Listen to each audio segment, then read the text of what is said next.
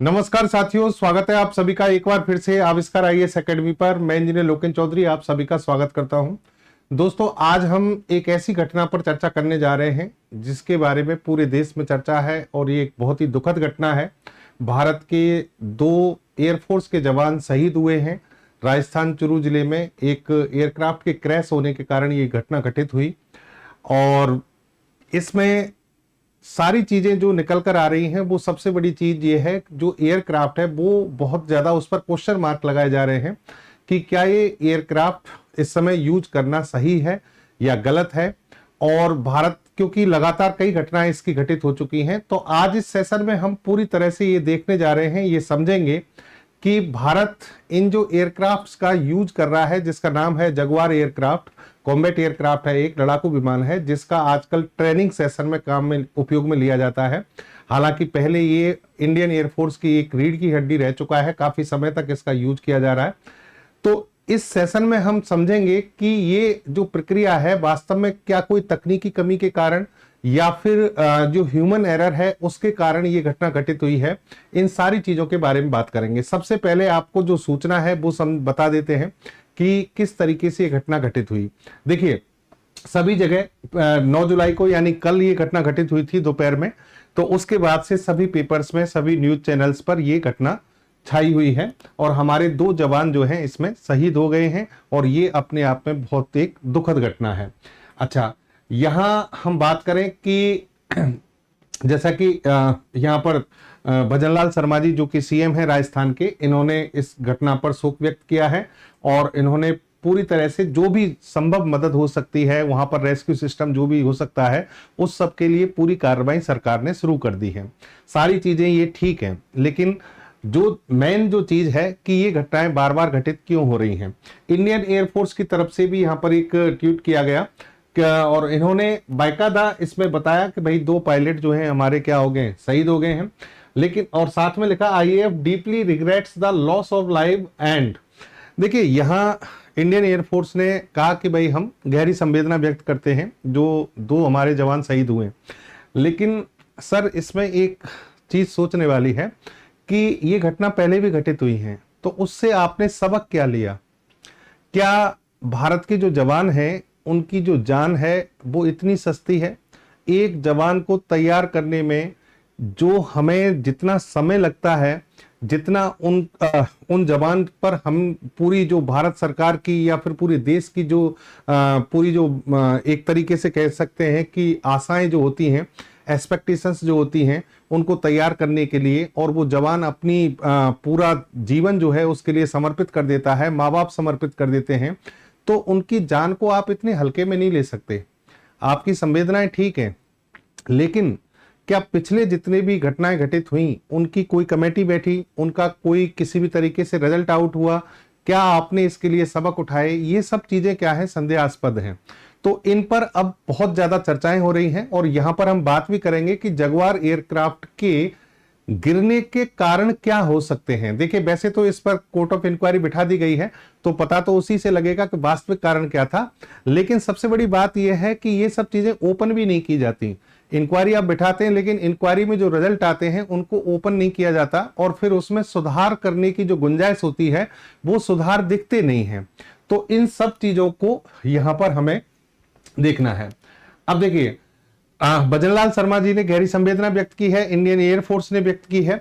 यहां पर आपको बता दें कि ये जो विमान था जगुआर एयरक्राफ्ट, ये ट्रेनिंग सेशन के रूप में, एक एक्सरसाइज के रूप में काम में लिया जा रहा था और राजस्थान के जो श्री गंगानगर जिला है वहां पर सूरतगढ़ एयरबेस बना हुआ है, वहां से इसने उड़ान भरी थी। 2 सीटर ये विमान है, यानी इसमें 2 पायलट, एक पायलट और एक को पायलट इसके साथ बैठ सकते हैं और ये दोनों ही इसमें क्या थे, मौजूद थे।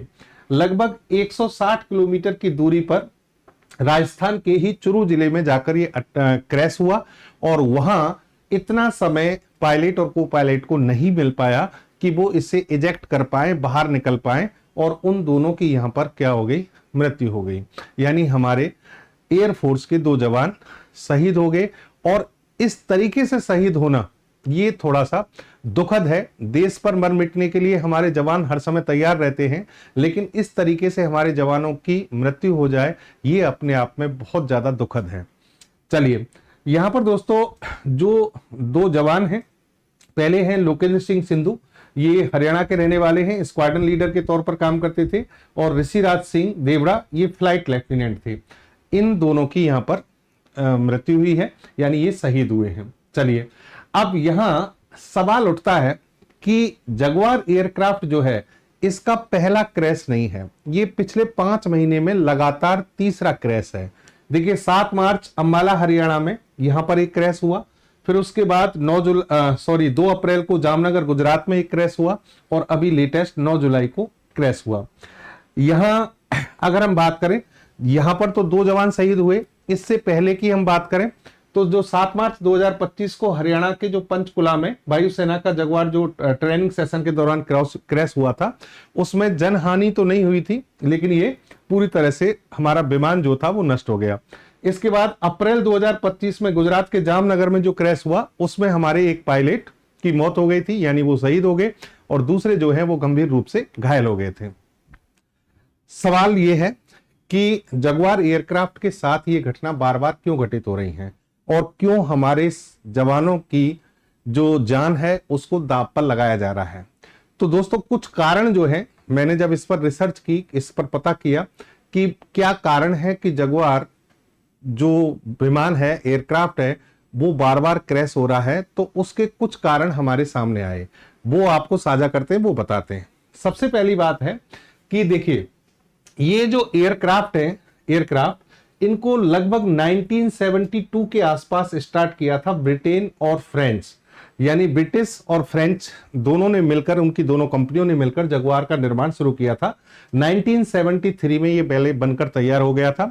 भारत ने वहां से इसको आयात किया, और 1979 में हमारे पास में ये लड़ाकू विमान आ गए थे। उस समय ये लड़ाकू विमान अपने आप में काफी अच्छे माने जाते थे, क्योंकि ये लगभग मान के चलिए 3rd जनरेशन एयरक्राफ्ट के अंतर्गत आते थे। ठीक है साहब, एडवांस सिस्टम इसमें लगे हुए थे उस समय के अकॉर्डिंग। लेकिन आज के समय की बात कीजिए, उस समय की बात मत कीजिए, क्योंकि उस समय को लगभग 46 इयर्स गुजर चुके हैं। ठीक है, तो यहां पर एक तो यह है कि उम्र दराज इंटरसेप्टर प्लेटफॉर्म, यानी इसमें ये जो आपके एयरक्राफ्ट है, इनकी जो टेक्नोलॉजी है, इनकी जो इंटरसेप्टर प्लेटफॉर्म है, वो बहुत पुराने हो चुके हैं। दूसरी बात, तकनीकी विफलताएं और इंजन समस्याएं। जब जगुआर एयरक्राफ्ट क्रैश हुए हैं तो कई बार इसमें इंजन फेलियर की समस्या भी आई है। देखिए, ऑटोमोबाइल के क्षेत्र में आप किसी भी व्हीकल की बात करें, ये भी एक प्रकार का व्हीकल ही है, तो हर पार्ट्स की एक एज होती है, इंजन की भी एक एज होती है। अगर आप उसी को लगातार लंबे समय तक यूज कर रहे हैं तो डेफिनेटली वो कभी ना कभी धोखा देगा, और ये इंडियन एयरफोर्स को या फिर हमारी जो तकनीकी टीम है उनको क्यों समझ में नहीं आ रही बात। इन्होंने अभी इसका जब बचाव किया जाता है, जैसे मैं बहुत सारे एक्सपर्ट्स की बात सुन रहा था, तो वो कह रहे थे कि साहब ऐसा नहीं होता है, प्रत्येक विमान उड़ान से पहले पूरी तरह तैयार होता है, उसकी देखरेख की जाती है, वो सब चीजें ठीक हैं सर, कि भाई उसके आप डेफिनेटली उस पर क्या करते होंगे, कोई मैन पावर लगाते होंगे, उसको चेक करते होंगे, लेकिन जो उसके अंदर पार्ट्स अभी चल रहा है वो 40 साल पुराना है, वो कब धोखा दे जाए इसकी कौन गारंटी लेगा, नहीं ले सकते। और दूसरी बात, अपग्रेडेशन की बात करें तो HAL को एक लिमिट तक ही अपग्रेड करने की इसमें क्या है, आजादी है, यानी HAL पूरी तरह से इसको अपग्रेड नहीं कर सकता जगुआर को, क्योंकि ये इसके अनुबंध के तहत इसमें मूल संरचना जो है इसकी, उसमें बदलाव नहीं किए जा सकते, ये उसके अंतर्गत आता है। तो अपग्रेड किया गया होगा, लेकिन कितना अपग्रेड किया गया है ये मायने रखता है। क्या आपने इंजन ही बदल दिया? इंजन तो नहीं बदला होगा। तो जो चीजें ऑलरेडी इतनी पुरानी हैं उनको कितने समय तक आप खींचेंगे? ठीक है। दूसरी चीज ये है, सबसे इंपॉर्टेंट चीज, कि जो कॉम्बैट एयरक्राफ्ट होते हैं उनकी बहुत ज्यादा हाई स्पीड होती है, और जब किसी आपात स्थिति में कॉम्बैट एयरक्राफ्ट फंसता है, मान लीजिए कोई भी ऐसी स्थिति आ जाए, उसमें आग लग जाए, या किसी मिसाइल से टकराने वाला है, या फिर मान लीजिए उसका इंजन फेलियर की स्थिति हो गई, विमान बहुत तेज गति से नीचे आ रहा है, तो उस आपात स्थिति में ऑटोमेटिक इजेक्शन सिस्टम होना चाहिए। यानी जो पायलट बैठे हैं, को पायलट बैठे हैं, उनको स्वचालित तकनीक के माध्यम से बाहर निकालने की व्यवस्था होनी चाहिए। अब जो विमान 1979 में हमें मिल रहा है, 1973 में बन रहा है, उसमें ये तकनीक नहीं है। यानी इसमें ऑटोमेटिक इजेक्शन सिस्टम नहीं है, इसमें मैन्युअली इसका एक हैंडल क्या करना पड़ता है, खींचना पड़ता है पायलट को, और उसके लिए इतने कम समय अंतराल में टाइम नहीं मिल पाता है, क्योंकि इनकी स्पीड क्या होती है, काफी ज्यादा होती है। देखो दोनों में अंतर समझिए। ऑटोमेटिक इजेक्शन सिस्टम जो होता है, उसमें मान लीजिए ऐसी स्थिति बनती है, एयरक्राफ्ट क्रैश होने की या आपात की स्थिति बनती है, तो वहां पर जिस सीट पर पायलट बैठा है उस सीट को ही ये ऑटोमेटिक सिस्टम बाहर निकाल देता है। यानी वो सीट ही क्या हो जाती है, बाहर चली जाती है। जबकि आपका जो ट्रेडिशनल सिस्टम है उसमें पायलट को इजेक्शन करने के लिए एक लीवर या हैंडल को क्या करना पड़ता है, खींचना पड़ता है, और उसमें काफी समय लगता है। यहां पर देखना आप, जैसे कि मैं आपको एक फोटो दिखाता हूं, इमेज दिखाता हूं। ये कोई एयरक्राफ्ट का फोटो लिया हमने, और इसमें से जैसे ही स्थिति, आपात की स्थिति बनी, यहां से पायलट की एक तो कैनोपी, ऊपर का जो छत है वो हट गई और वो सीट सहित बाहर निकल गया, और ये इसका पैरासूट खुल गया। इससे इसकी जान क्या होगी, बच जाएगी। दूसरा, इसमें देख सकते हैं आप, ये कैनोपी वाला ही दिखाया हुआ है। यहां पर कहने का मतलब कि सीट के साथ ही इसको क्या किया जाता है, हटा दिया जाता है।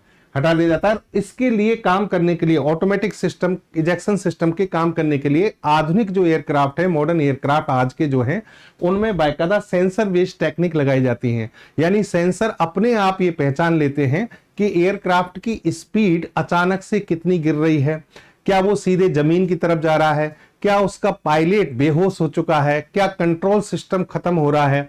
इन सारी चीजों पर नजर रखते हैं। जी फोर्स ब्लैकआउट की स्थिति का पता लगाते हैं। तो इन सब स्थिति में सेंसर पता लगाते हैं, और बाकायदा ऑटोमेटिक रूप से जो पायलट की सीट है वो वहां से क्या होती है, निकल जाती है, और पायलट की जान बच जाती है।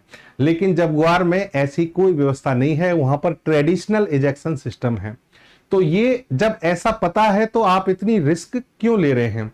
आप एक्सरसाइज के तौर पर, जब मैं एक अभी रक्षा विशेषज्ञ हैं हमारे, माननीय रक्षा विशेषज्ञ, वो कह रहे थे कि ट्रेनिंग एक्सरसाइज के दौरान ये क्षति होगी ये मानकर चला जाता है।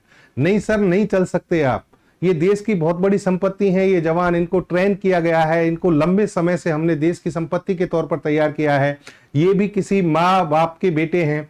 आप की जान को इतनी आसानी से नहीं ले सकते जैसा कि आप कह रहे हैं। ठीक है, मॉडर्न जो टेक्निक है उसमें एआई या प्रोग्राम सॉफ्टवेयर होते हैं, उनके द्वारा आसानी से पता लग जाता है कि आपात की स्थिति बन रही है, तो पूरी जो कॉकपिट की जो कैनोपी है उसी को क्या किया जाता है, हटा दिया जाता है, और इस तरीके से बाहर निकलकर पैराशूट खोलकर इसको आसानी से बचाया जा सकता है। तो ये टेक्निक्स आजकल नहीं है। दूसरी बात यह है कि जगुआर एयरक्राफ्ट जो है, इसकी स्पीड है लगभग 800 किलोमीटर पर आवर, यानी स्पीड काफी अच्छी है, और ये जाना जाता है जमीन की सतह के पास से उड़ान भरने के लिए। यानी पृथ्वी की जो सतह है उसके आसपास ये क्या करता है, उड़ान भरता है। अब जब आसपास उड़ान भरेगा तो इसका मतलब ये हुआ ग्रेविटेशनल फोर्स भी इसमें ज्यादा होगा। 100 से 200 फीट की ऊंचाई पर लगभग ये होता है। तो उस स्थिति में जब ऐसी सिचुएशन बनती है, इमरजेंसी की सिचुएशन बनती है, तो वहां पायलट को खुद को इजेक्ट करने के लिए समय इतना कम होता है, जैसा कि चुरू में हुआ है कि पायलट जो है उन्होंने कोशिश की है। बाकायदा वहां पर जो ग्रामीण हैं वो बता रहे हैं कि ग्रामीण क्षेत्र को बचाने की कोशिश की वहां पर उन्होंने, और इतना समय उनको नहीं मिला कि वो बाहर निकल पाए, और वो क्रैश हो गया, और उसके कारण ये दोनों शहीद हो गए। ठीक है, तो ये सिचुएशन होती है। चलिए, तो उम्मीद करता हूं आप समझ पाए होंगे कि जगुआर जो है अब वास्तव में आउट ऑफ डेटेड हो चुके हैं, अप्रासंगिक हो चुके हैं। इनका यूज करना बंद कीजिए। हालांकि भारत सरकार ने, इंडियन एयरफोर्स ने ये डेट लाइन पहले से तय की हुई है, 2028 से 2031 तक इनको एयरफोर्स से हटाना भी है। लेकिन इतना इंतजार क्यों करना जब बार बार घटनाएं घटित हो रही हैं। आप इनको हटा दीजिए, यही हमारी तरफ से तो क्या होगा, सजेशन होगा, क्योंकि इनमें टेक्निकली बहुत सारी कमी है। लेकिन जगुआर, देखिए, मैं ये नहीं कह सकता कि जगुआर अपने समय के अकॉर्डिंग कभी बेकार था। आज वर्तमान में अप्रासंगिक इसमें हो गया है, क्योंकि इसमें अपडेशन नहीं है। एक समय ऐसा था कि ये विमान जो है, ये लड़ाकू विमान अपने आप में भारतीय इंडियन एयरफोर्स की बात करें, ब्रिटेन की बात करें, फ्रेंच की बात करें, वहां पर ये रीढ़ की हड्डी हुआ करता था। इसकी क्या खूबियां हैं वो भी मैं आपको बता देता हूं। जगुआर जो है ये British French supersonic jet attack aircraft है, यानी एक लड़ाकू विमान है। सुपरसोनिक स्पीड से ये क्या करता है, उड़ान भरता है। 36,000 फीट की ऊंचाई पर उड़ान भरने में सक्षम है। लगभग 1.5 मिनट में 30,000 फीट की ऊंचाई पर पहुंच सकता है। इसकी मैक्सिमम स्पीड है 1700 किलोमीटर पर आवर। ये स्पीड अपने आप में बहुत ज्यादा है। 1700 किलोमीटर पर आवर की स्पीड बहुत अच्छी मानी जाती है। 1973 में इसको लॉन्च किया गया था, ठीक है। और ये दसॉल्ट एविएशन जो कि राफेल बनाती है वो भी इसमें क्या है, शामिल है। एरोनॉटिक्स, ये हिंदुस्तान एरोनॉटिक्स लिमिटेड तो हमारे यहाँ पर इसने काम किया, क्योंकि पहले हमने वहां से कुछ मंगाए थे, बाद में HAL के द्वारा भी इनमें क्या किया गया, डेवलपमेंट किया गया, ठीक है। 1978 में भारत ने 40 विमान का ऑर्डर दिया, 1988 में, ठीक है। फिर 120 जगुआर विमान भारत के HAL ने समझौते के तहत बनाए। ये इनका रिकॉर्ड है पूरा। और एक जैसा कि लिखा है वास्तव में सही है, शमशीर की तरह इसने भारत की ताकत को मजबूत किया था। बाहर चाहे बहुत सारे ऐसे युद्ध हुए हैं जिसमें इसका उपयोग किया गया, ठीक है। अच्छा, अब 2028 के बाद सेवानिवृत्ति की इसकी डेट पहले से क्या कर दी थी, हमने डिसाइड कर दी थी। यहां पर एक और चीज देखिए कि ये विमान जो है ईंधन भरने के बाद लगभग 1902 किलोमीटर की 1902 किलोमीटर तक उड़ान भर सकता है। ये इसकी ऑपरेशनल रेंज है, ठीक है। मात्र 600 मीटर के रनवे पर उतर सकता है और उड़ान भी भर सकता है। इसकी जो इसमें गन लगी है वो 1 मिनट में 150 राउंड फायरिंग कर सकती है, ठीक है। लेकिन अब ये रेंज भी क्या हो गई है, बढ़ गई है। जैसे कि मैंने कल आपको एक सेशन में बताया था, अपाचे हेलीकॉप्टर 1 मिनट में 1200 राउंड गोली क्या करता है, दागता है। तो अब काफी रेंज क्या हो गई है, बढ़ गई है। एटम बम से लेकर हर तरह के हथियार दागने और ले जाने में सक्षम है, ठीक है। इस पर 3 मिसाइलें लगाई गई हैं। एयर टू ग्राउंड मिसाइल, जिसे AS-30L है, जिसका नाम laser guided air to ground missile है, यानी लेजर तरंगों के द्वारा ये निर्देशित होती है, यानी दुश्मन की स्थिति का पता लगाती है लेजर तरंगों के द्वारा और फिर ये मिसाइल अटैक करती है। AGM-65 Maverick air to ground missile है। और फिर आपको R-73 गाइडेड मिसाइल, ये 3 मिसाइलें इस पर क्या है, तैनात हैं। ये लेजर गाइडेड बम गिरा सकता है, जैसा कि पाकिस्तान में कारगिल युद्ध के समय हमने पाकिस्तान के ऊपर क्या किया था, इनका यूज किया था, ठीक है। सामान्य प्रयोजन बम, जो नॉर्मल जो बम होते हैं 500 किलोग्राम से 1000 किलोग्राम के, वो ये उठाकर ले जाने में सक्षम है। इसमें S5 और S8 रॉकेट पॉड्स हैं जो इसमें ग्राउंड अटैक के लिए काम आते हैं। एंटीशिप मिसाइल भी कुछ इसके वर्जन है, संस्करण है, उनमें लगाई गई हैं। और फिर इसमें जो गन है वो मैंने आपको बताई दी, उसकी काफी अच्छी क्षमता है। 1984 में सियाचिन में ऑपरेशन मेघदूत चलाया गया था, वहां पर हमने इसका यूज किया था, उपयोग किया था और ये काफी ज्यादा सहायक रहा था। फिर 1987 से 1990 में जगुआर ने श्रीलंका में भारतीय शांति बलों के मिशन का समर्थन देने के लिए कई निगरानी अभियान चलाए थे और सबसे अहम इसका उपयोग हुआ कारगिल युद्ध के दौरान 1999 में, जब पाकिस्तान के सैनिक काफी ऊंचाई पर थे। तो जगुआर ने उस समय वहां जाकर उन पर अटैक किया, उन पर बम गिराए और फिर वहां से पाकिस्तानी सैनिकों को भागना पड़ा, ठीक है। ये इसका यूज था। भारत में कहां कहां तैनात हैं जगुआर लड़ाकू विमान, ये भी आपको बता देते हैं। लगभग 6 स्क्वाड्रन जो हैं इनके जगुआर के हमने क्या किए, तैनात किए हुए हैं, ठीक है। और उनमें 120 जगुआर क्या है, लड़ाकू विमान है। चलिए अब इसकी बात करिए कि जो 120 हैं वो किस किस जगह पर हैं। 5वीं स्क्वाड्रन है जिसको हम कहते हैं टस्कर्स, हाथी कहा जाता है, वहां पर जगुआर लगाया गया है, ठीक है। 14वीं स्क्वाड्रन है, टोटल 6 में बात करेंगे हम। 14वीं जो है उसमें इसको वुल्स कहा जाता है, बैल कहा जाता है, ठीक है। ये दोनों अंबाला में क्या है, तैनात हैं। कहां पर तैनात है, अंबाला, अंबाला में तैनात हैं। इसके अलावा जगुआर की नंबर 6 स्क्वाड्रन को ड्रैगन्स के नाम से बुलाया जाता है। किसके नाम से, ड्रैगन्स के नाम से। और ये जामनगर जो है वहां पर तैनात है।